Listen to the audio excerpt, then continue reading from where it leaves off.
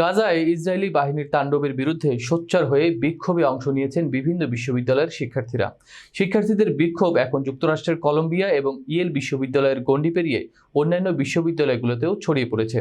বিক্ষোভ সামাল দিতে বিশ্ববিদ্যালয়গুলোতে কর্মকর্তারা রীতিমতো হিমশিম খাচ্ছেন।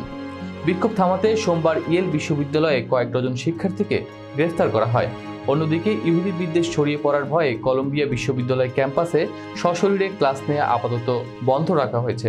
এদিকে বিক্ষোভ বন্ধ করে ক্যাম্পাসকে শান্ত রাখার জন্য শিক্ষা প্রতিষ্ঠানগুলোর কর্মকর্তাদের উপর দিন দিন চাপ বাড়ছে বলে জানা গিয়েছে।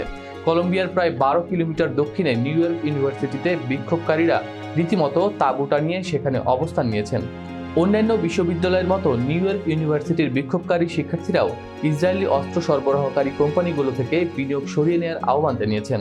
গত বছরের 7 অক্টোবর ইসরায়েলে হামাসের হামলার পর গাজায় অভিযান শুরু করে ইসরায়েলি বাহিনী। এরপর থেকেই যুদ্ধের পক্ষে বিপক্ষে বিক্ষোভ এবং তর্ক বিতর্কের চর্চা বাড়তে থাকে যুক্তরাষ্ট্রের শীর্ষ বিশ্ববিদ্যালয়গুলোতে।